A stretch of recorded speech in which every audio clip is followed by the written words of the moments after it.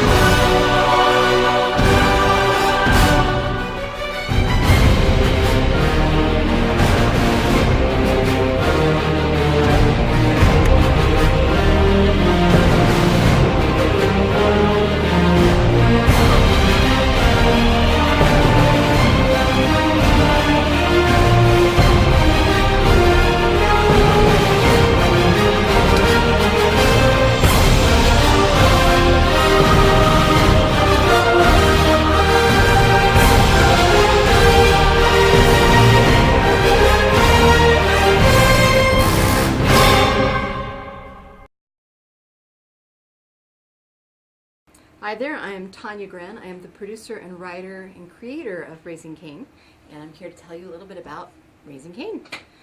The initial concept was actually an autobiographical story of me and my children.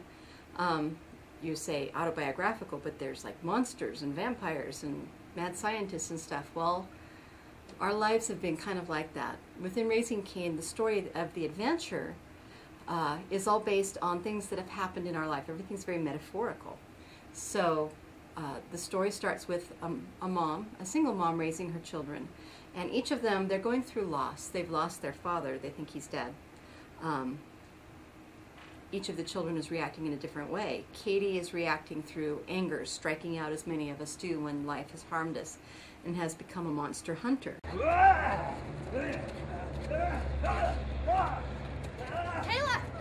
Get to my car! I don't like her! Kayla is dealing with it by not dealing with it, by going very frivolous and you know, being more concerned with fashion and boyfriends and all of the fun things in high school that just really aren't all that serious.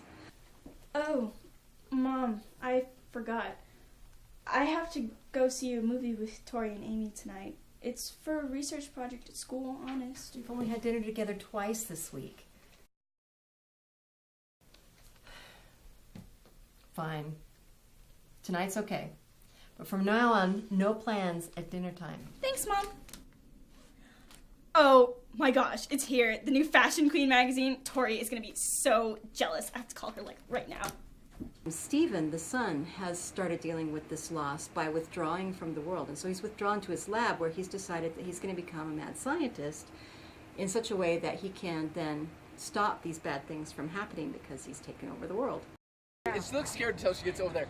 Let's do one right here. Like you're laying, let's already have the spot where you're on the ground. The new shot? Okay, you do the Same shot. Here, Kayla, on the ground. Right over Kayla, go on the ground like you would be. Rochelle. Here, get the shot. Like, no. Yeah, turn around like you were that way already. Yep, not like And then actually you could pull her even further, a lot further. Okay. A lot of people have asked me how I found Colton Tran to be the director. He is kind of a savant. I honestly feel that he's going to be one of the next Spielbergs. Cut. I think that looked great. Yeah. Cool. All right.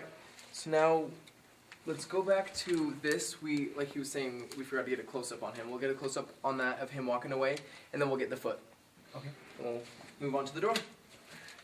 Good. Tanya came from California, and we ended up acting in a film together. It was funny. I was her son. She was my mom.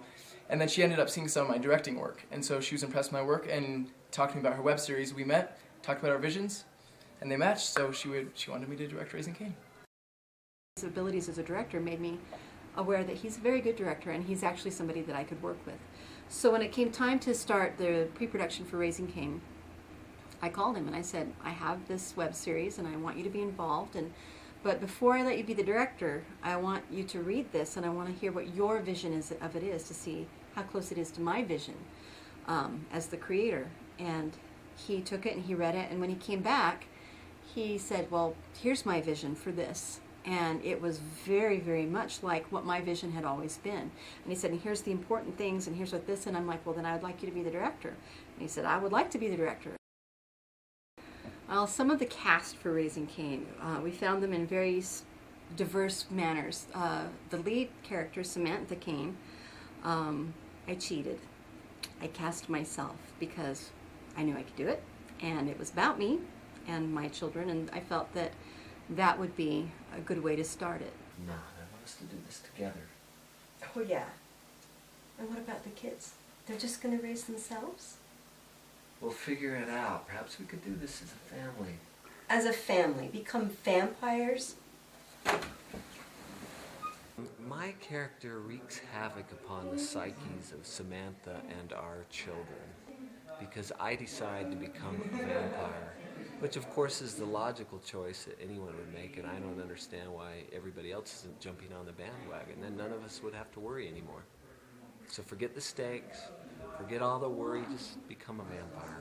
I had actually worked with Lauren Lambert on another film, the film where I met the director, actually, of this play, Colton Tran, or this film, and I remember how good of an actor he was, and so we called him and said, "Hey, do you want this part?"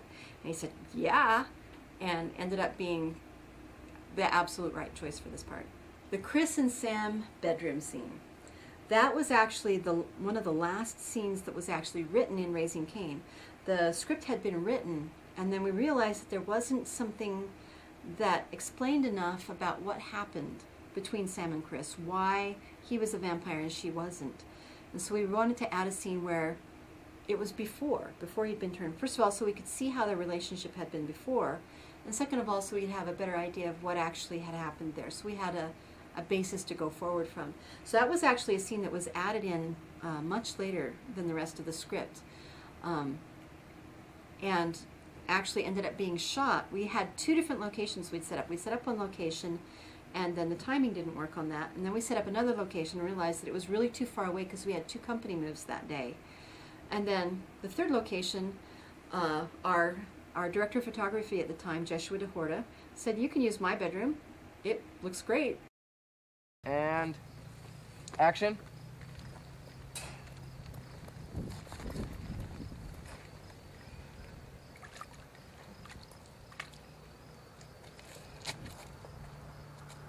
The slime monster scene. That was our hardest location to find. It was initially written to be in a sewer. And one of the things that we found out when we started location scouting is that there are no sewers in Utah, at least not ones that people can actually get down into. So then we thought, well, we'll just do it in like a culvert or a little water under bridge thing. And it turns out that at the time it had been raining too hard. And all of those had too much water going through them that was unsafe, and so we couldn't film in those places. So eventually we were running out of time, and we became very concerned. And it turned out that our associate producer has this little creek running right next to his house with a great big fence around it and a little cement place going into it. And so we decided we were going to shoot there. So it no longer became a sewer, more or less it became kind of just a nighttime or underground waterway. Katie at that point was just getting over swine flu. I am not kidding, the real thing. And here we're asking her to go into this icy, icy cold water with this slime monster scene. But she's such a strong-hearted girl and such a trooper that she did it anyway, and ended up not relapsing, I'm pleased to say. But that was definitely our most problematic scene of any, just because the location was so hard to find. The makeup artists were dropping like flies, and then our lead actress got very, very sick. But we did it, and it's a great scene, and I absolutely love it. Dr. Allen's house, that was actually, interestingly enough, our very first location, the very first place that we shot. A wonderful house owned by a woman named Theda that they were getting ready to sell, and so that was kind of the last thing that could be done there. And so we went in there, and that was our very first chance to get to work together as a team on Raising Kayn and to see how everybody kind of did things. Our supervising producer, George Koblasa, who is, he's on Kodak's list of top 100 cinematographers of all time. He's an incredible man who worked in Hollywood for years and years. And he came on set that day and ended up teaching a lot of the crew how to behave professionally and how to handle the lighting and how to handle the cinematography in ways that they hadn't considered before. He's just a real treasure. So that was our first chance to really, first of all, see what he can do, and second of all, see what each other can do. Ah, yes. They always seem to spend the first few centuries trying to be the beautiful and charming people they weren't in life. I find it quite trying, actually. Their real beauty, what sets them apart from immortality?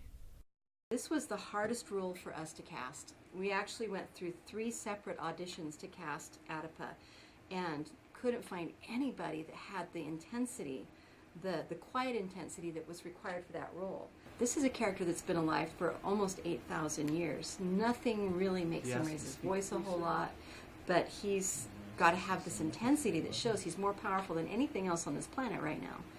And interestingly enough, at our very last read, we read a gentleman named Jeff Johnson, who is a local casting director. And he had been thinking about this character and just absolutely nailed it. Adipa's scene, that particular scene, was one of my favorite ones to shoot, just because it's a one-on-one scene with 2 very good actors with a great deal of subtle intensity to it and a lot of things being said underneath the words, and it was just so fun. The way that things were choreographed for that were just exciting. You know, how he moves quickly, how he looks away from you at first, and just all of these things that made him a very real and very creepy character, which just made it really nice. This is page 6. Page 4, 5, and page 6. Is there no page 6? No page 6. Okay. Well, Yeah, I got it. it's basically a long line. If you want, What's the? It's like if you. if you want a clearer If answer. you want a clearer answer, that's right. Yeah. If you want a clearer answer, you know my price. The dig tent, that was actually the very last stuff that we shot on Raising Kayn in principal photography. We had managed to get this incredible tent that's called a shepherd's tent from one of our assistant cameras, Scott Warren. As big as a whole room, and so it was perfect for something that would be something you'd live on a dig site. We dressed it all up, put the dirt in there, and it was great. The gaffer was loving that because he said that the whole tent was like this huge softbox. We didn't require any lighting for that scene. What that meant was that there didn't have to be more stuff in this very crowded environment. I told you would not leave this place. All the trouble and injuries you've caused my people. I shall turn your skins into a hat. You, though, I will allow to leave, for the argument dictates it, even though it hates the idea very much so. Manan, the evil Lemurian. He was really fun to cast and fun to work with. He's played by a gentleman named Thomas McMinn, who is also a very proficient martial artist. When he read Manan, his voice and his air was just so menacing that it was just, we were like, oh. And he's got these chiseled features that already look serpent-like and stuff, and it was just perfect. And he took that bit within his teeth and ran with the character in ways that I hadn't foreseen that were just wonderful. We're just working on movement and getting, how does this lizard person move? Working on his intensity and the way his voice works. And then in the fight practices for the fight choreography, where he and I, because we fight each other, practice together quite a lot. And I'll tell you, I don't want to meet that guy in a dark alley if he's mad at me, because he's very, very good at what he does. The tunnels had actually been, back in the 1800s, an old pig run that had been built back there for pig farmers to keep track of them and move them around. And it was certainly the most frightening location because of the spider and rodent and other dead creature quotient that happened to be there. They've started already telling stories about this particular location and how hard it was. The ceilings were really low, and it didn't matter what we did. We could put tape up, we could warn them and say, oh, don't bump your head, and instantly everybody would bump their head. So everybody, except me, because I am short, bumped their head at least once in the course of the Lemurian shoots. And many of them, like our gaffer, Steve Berlin, who's very tall, bumped their head many times and went away from there going, you know, I will never forget that place because it will be in my annals of the most difficult places to actually film in. Scene 6K, take 1. Make sure you guys clear. And action! Caleb!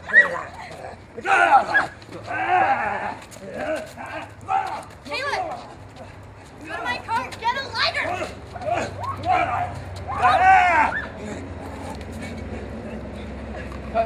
When we filmed the scene with the ghoul where Kayla gets attacked and first finds out that monsters are real, one of the funnest parts of that whole scene, the location was Trafalgar Square, which is this an amusement park arcade that is in Orem, Utah. It's a wonderful arcade, and they had very kind to let us shoot there.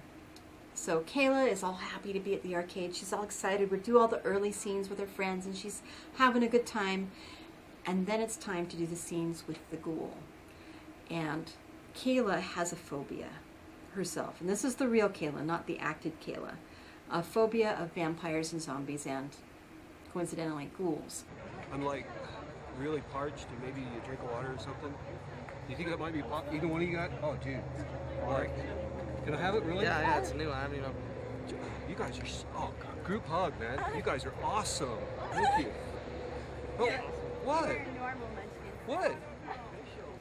So when her first take comes up and she's walking down the little sidewalk and the ghoul leaps out and grabs her foot, that scream, totally real, scared her half to death. She ended up tearing up the whole back of her shirt trying to get away from it so fast because it totally freaked her out because it looked so real. The ghoul was played by James Woodson, our fight choreographer, who did a wonderful job of moving so unusually and just being very frightening. My name is Matthew Manjak, and I am playing Wilbur / the Ninja, who is a government spook, if you will. And what he does at this point in time is he is undercover, but at times you don't know if he's actually Wilbur or if he's just playing Wilbur. Well, what did I do? You thought you were a monkey. This is Katie, who I don't think that you've met, or remember meeting anyway. This is my other daughter, Kayla. My son won't be joining us this morning. He has a full world domination agenda today. Wilbur was another difficult casting because we needed somebody who had some knowledge of martial arts, but also could act very well, because Wilbur is a mix of both very serious and very dangerous and very comic when he goes undercover as Wilbur, the bumbling teacher's aide. And we auditioned a lot of people for it. And finally, we'd seen a gentleman named Matthew Manjak on another series called Lifeless, which is a horror series that is currently on the internet, and really liked his performance. I wanted to see if he could do comedy. And so we pulled him in and auditioned him, and sure enough, he could do comedy. And we cast him. I was still a little hesitant because I really wasn't sure that he could really do it to the level that was needed, but we cast him. We said, okay, he's got everything else down, we'll see. And it turns out that he is hysterical. He's a better comedian than anybody on the set. And when the cameras stop rolling, he gets funnier. He's like the Robin Williams of the Raising Kayn family. Mom? Who is this and why is he acting like a monkey? This is my new assistant. This should be worn off by tomorrow. I can't leave him alone like this, so I'm going to have him sleep in the family room tonight. I thought you said you didn't want an assistant. I don't. You never say force him on me. How are the kids? Oh, Stephen fell asleep reading his latest Mad Scientist magazine, and Kayla's asleep too.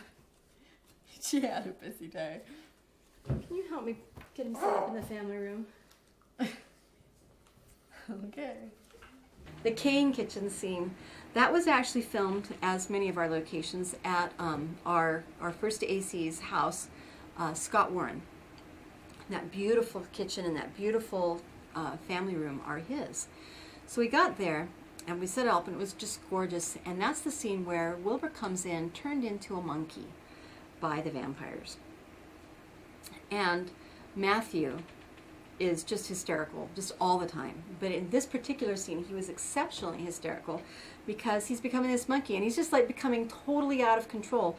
A lot of the things in that scene that happened, like the newspaper being thrown over, not choreographed. He just did that, and it was so funny. Then he crawls back behind and starts like rolling around on the thing, and I couldn't look at him. I couldn't look at him or I was going to totally bust up. So if you think, why is she not looking at him?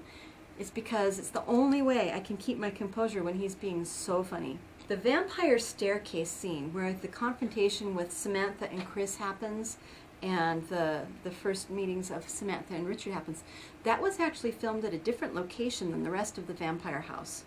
That was actually filmed at one of our PA's sister's houses. Beautiful home, very well decorated. That was just absolutely perfect for what we wanted to do.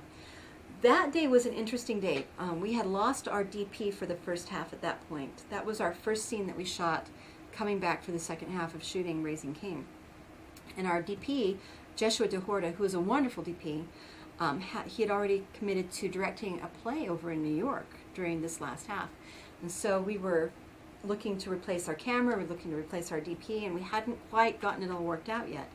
And so we had this one day where we weren't going to have a camera and we weren't going to have a director of photography, and we were very worried because it's a very important scene. It's the scene that introduces Chris Kayn and his important reactions to the family, how Samantha feels about him, how Richard feels about all this, how Hypatia, why she's like what she's like, you know, with Samantha. Very, very vital. And we're going, we don't have somebody.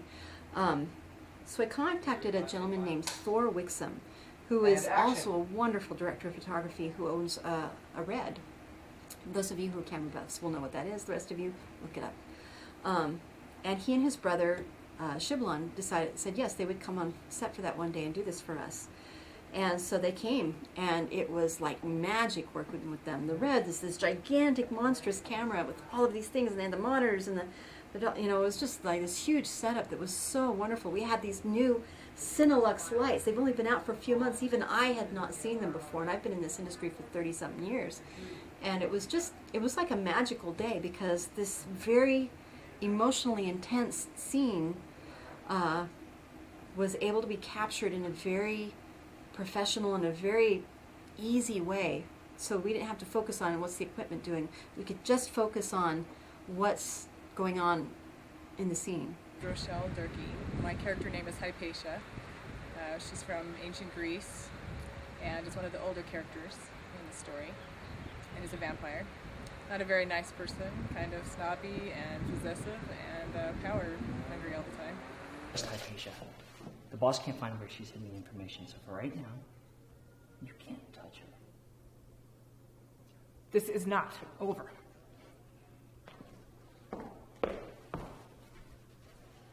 Hello, Sam. How are things on the outside?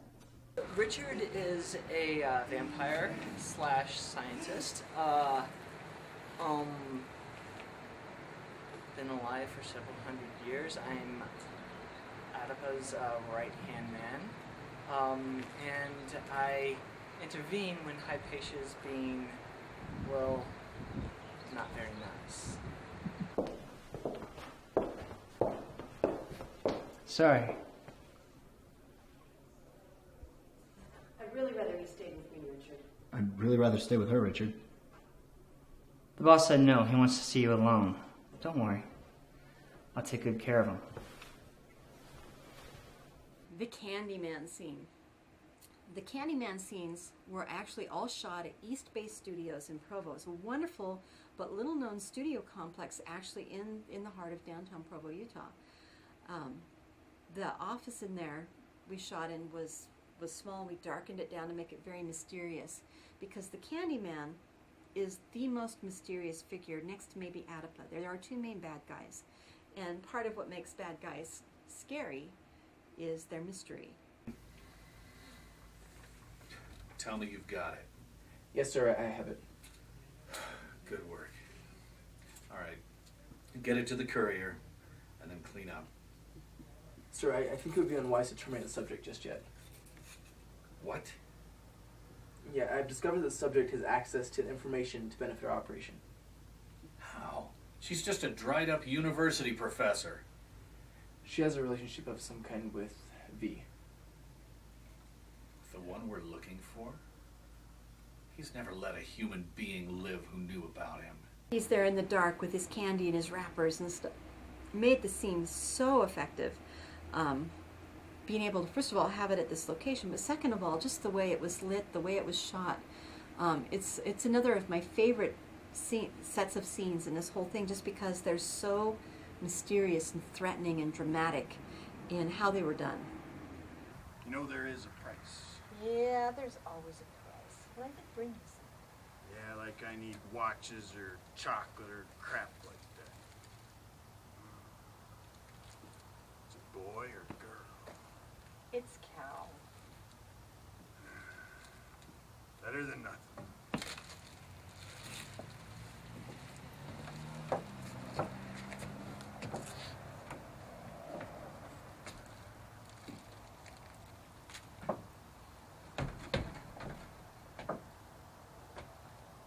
My name is Esteban Cisneros. My character name is Lupe. I am the werewolf guard dog of Adipa. Esteban's a very courageous actor.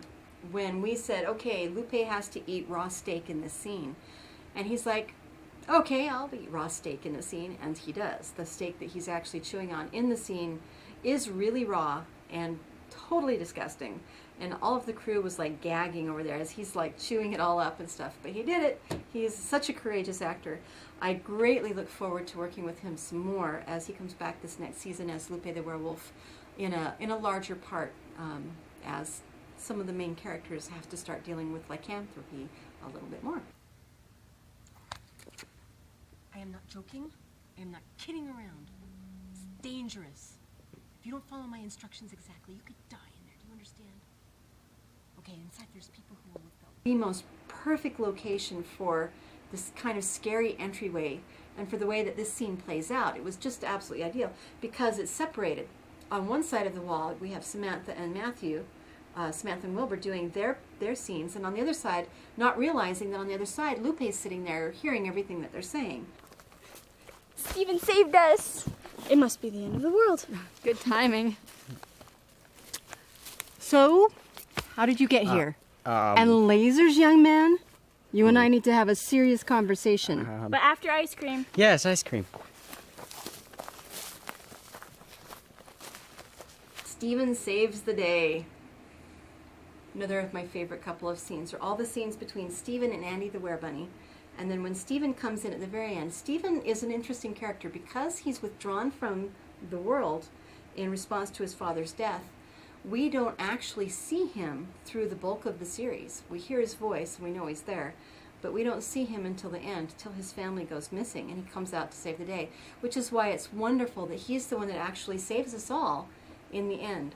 Now that character is patterned after my own son, Steven, who actually plays that character, who when he was a young man actually wanted to be a mad scientist and actually promised me Ireland and Australia someday when he finally took over the world. I'm still waiting, but the woods, the initial woods for the Lemurian fights were actually out at the Haunted Forest.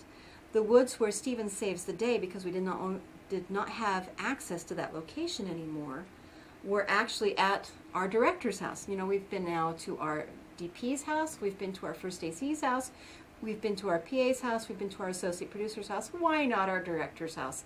So we shot all of those scenes in the woods out behind his house, and it ended up being a wonderful place to do it. First of all, because it was a lot more comfortable than shooting at the Haunted Forest, but second of all, because it was a family day. That was a day, it was the first day and the only day when me and all of my children actually filmed together on the same day. And I will always remember that day as probably the most fun I had on the entire shoot, because that was the day I got to act with my kids. Andy, why are you stalking me? I brought something for you, my love. Andy the Werebunny scenes are some of my favorites. The first one, the one with Andy and Katie at the schoolhouse, we actually had to shoot that twice. The first day we shot it, the weather people said, maybe 20% chance of rain and stuff. And we got out there and we managed to get half the scene shot. And then it started pouring. And not just raining, but like buckets of deluge pouring.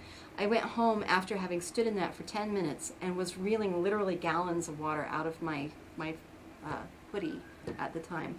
So we had to scrap that. We could hear the rain on the camera. We could hear, it didn't work. So we had to reschedule it for another day, pull everybody back, all the cute little kids and stuff, and reshoot it the second day.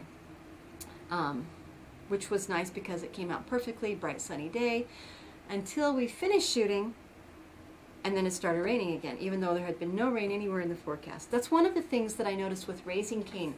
We had this, I don't want to call it a curse, but something like that, because every single day that we shot outside but one, every single day that we did an exterior shot, it rained. In a desert state, in the summer. I don't get it. I had a clear vision of who Andy the Werebunny should be. And I had met this young man, James Morris, at an actors gathering and had been very impressed with me. A very unusual young man with unusual looks and great talent. And so when we had him read for Andy the Werebunny, he just had us rolling on the floor. And we said, okay, this is good. This is the easy casting. So we had our hard casting and we had our easy casting. And Andy was a very easy cast because he was just so perfect. Lettuce, check. Radishes, check. Pickles, ugh. Olives, check. Baby carrot, ooh. Tomato. Stephen, you up for a bit of... Oh! Baby. You up for a bit of green? Stephen? Stephen! Oh. Stay. The second Andy scenes, the ones later on when he's taking care of Stephen, I love those because we kind of gave James his free rein to kind of do what he wanted to do. And a lot of those scenes are him just improvising and being wonderfully funny and wonderfully in the character of Andy the Werebunny. When he drops the tomato, I die every time I see that. We'll see you here in the basement off. Margot, how could I go another day without seeing your smiling face? I brought you something. You want something? Oh, Swiss chocolate, my favorite. Only the best for the queen of the machines. I'm hoping that you can tell me the chemical composition of this. It's not metal. It doesn't seem to be glass either. I think it's crystal, but it's too hard. It has some latent energy to it as well. Ooh, yow. Yeah, feels like you're holding a sack of bees. Ooh. Margot. Margot was going to originally be played by my aunt, but she looks too much like me, and she's blonde, and that wasn't felt that that would work quite as well as we had wanted it to. And so Colton called in. This is another one of our really easy castings. He called in a young woman named Sue Rowe, who is an incredibly talented actress, both at drama and comedy, but particularly, I feel, at comedy. And she took the role of Margot, which is another small part, much like Lupe's, that has, that will be expanded, that is a very important part to this whole storyline. And she just made her live and breathe in such wonderfully wacky and interesting ways that that's some of my favorite scenes in the whole thing, is the scenes with Margot.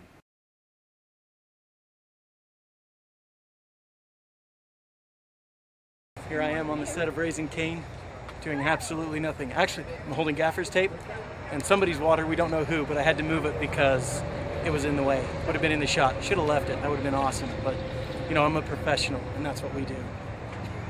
Scott. What about you, Eric? What are you doing? Being creepy. You nerd. This is a union job. 3 people. Alright, here we go. You still want us to do everything else too? Hi! Oh, Don't look at me. That's mature. 360 degrees of you. There we go. Follow it, follow it, follow it. Now attack it. Grr, you're a tiger. Okay, I'm getting dizzy. Back to level 1. I'm holding a light stand. That's actually tough work. Sandbags can do it. Man, my back is like killing me. Sitting on a gold mine forever. It's meant to be.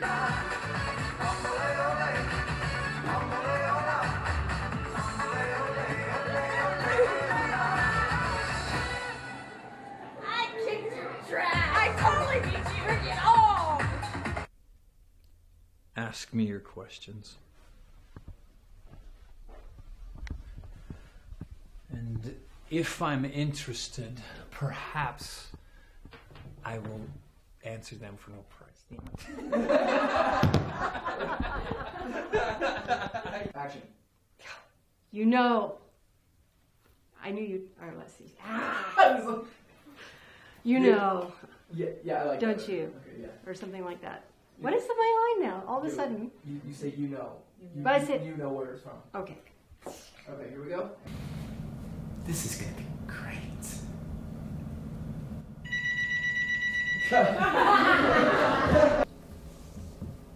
This is going to be brilliant.